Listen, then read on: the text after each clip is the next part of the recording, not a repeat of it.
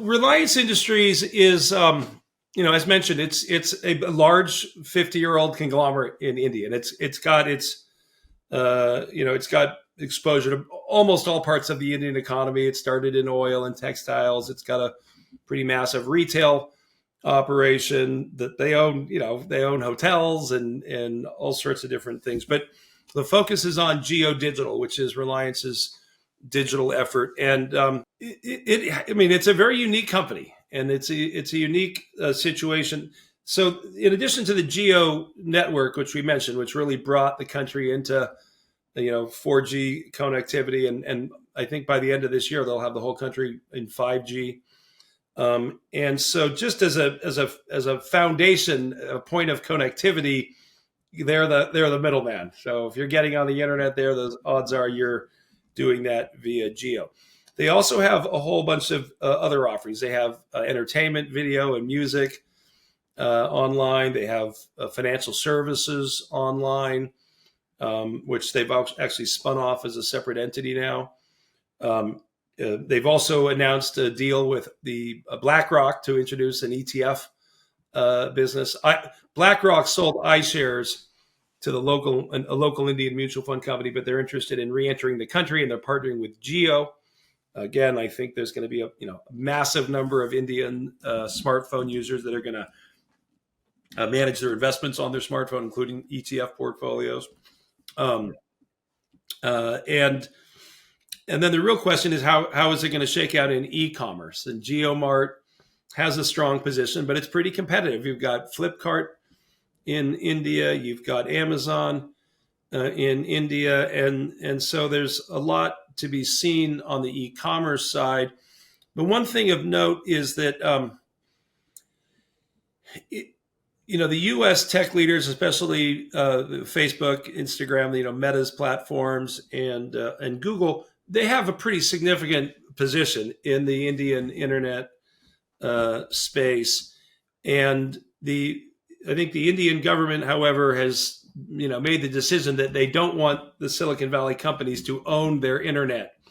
And so they have made it, I think, clear to people in the marketplace that if you're an American technology company, your best bet is partnering with a local firm. And that's why Geo Digital, really at the very beginning of the COVID, like the Q2 of 2020, they raised one of the biggest venture rounds ever. They raised $30 billion in a venture. That would have been the biggest IPO of all time, but this was a venture raise. And the roster of investors was, an elite group of global institutions that started with, it was the first investor and last investor were Google and Facebook. So again, I think you're seeing that the U.S. tech companies are likely, and other companies, to seek success by partnering with Reliance or another local partner. But for most, U.S. companies, Reliance will be their first choice because of its dominance. Outside of Reliance, is there another company in India that you're most interested in or think has really interesting prospects? Yeah, there are a lot of interesting companies. I think Zomato, the DoorDash of India, is interesting, and what's interesting about Zomato is that we call it the DoorDash of India. And yes, they deliver food, but the reality is that we have an incredibly well-developed, potentially overdeveloped sort of restaurant sector, right? And we've got chain restaurants in almost every city across the country. Some of them dozens of locations. India doesn't have that. It has a very undeveloped restaurant market. And so, yes, Zomato is a food delivery, leader, and for the Domino's of India and other places, it is doing most of the delivery work. But because the restaurant industry is so early, Zomato has a chance to basically help develop the entire industry and partner with the restaurants. They're actually now providing the actual food that the restaurants need to make the finished food. So B2B commerce that way. And And it's such a greenfields opportunity that we'll see how it plays out. But it's an immense opportunity, again, assuming that the Indian consumer favors dining out or food prepared other places, because it's really been in India all about making your own food and not getting food from a restaurant. But I think that has a very strong likelihood of changing in Zomato's favor. Yeah. Another company that we've had for a long time is InfoEdge, which, in addition to serving as a classified online marketplace, sort of a Craigslist with a focus on jobs, it's also an investor in Zomato and in Policy Bazaar, which is the online insurance, the Geico of India. So I think InfoEdge has been part of. It was one of the first two Indian companies we've had, so it's older than our fund is. So it was a day one holding. But there's a lot of other ones coming, and a lot of ones that are already out there. We have Bajaj Finance, which was a consumer lender that has digitized their entire business. It's a very profitable company. The margins, as an Omaha person, these are index-based strategies, but when I look through what we own in the portfolio, I look at the kind of things I would look at if I was, with my Omaha glasses on. Yeah. And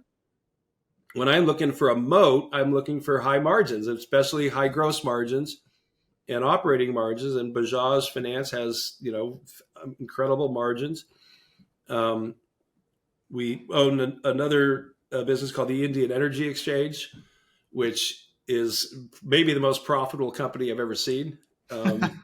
It's at the gross margin level, it's second only to Wuba, the Craigslist of China that I mentioned.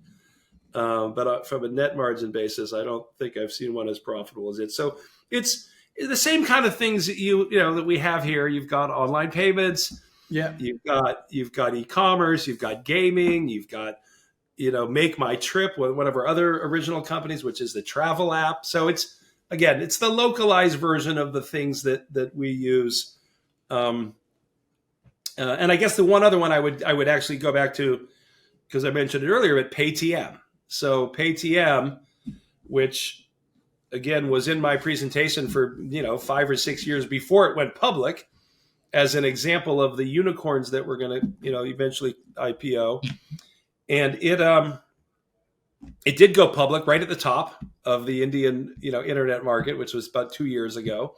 So the stock actually is down probably 50% from its IPO. At one point, it was down about 80%. But they got the money from investors, so they got the cash. And again, I featured it because of Berkshire's investment. And again, when the UPI was introduced, I was worried about the viability of Paytm. If payments for free, how would they make any money? Well, they've become the banker to the 13 million Kirana store owners. So when you go around India, you'll see that the QR codes are everywhere now, and Paytm is accepted at almost every Kirana store or food stand, and now they're making loans and providing working capital loans to the store owners. So they're becoming a business banking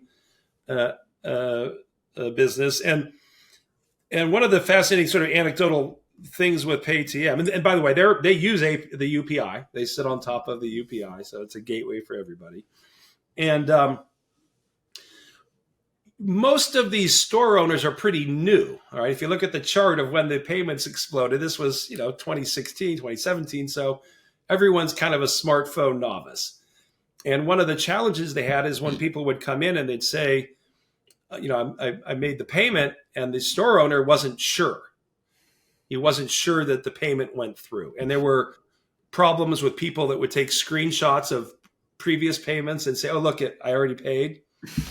And the store owner would have to somehow, sometimes call their children who are more tech savvy and say, hey, can you check? And it kind of defeated the purpose. And, someone's trying to buy something quickly and they've got to stand there for 5 minutes while you check with your children to see if the payment happened. And so Paytm introduced a thing called the Soundbox, which is a plastic box with a speaker.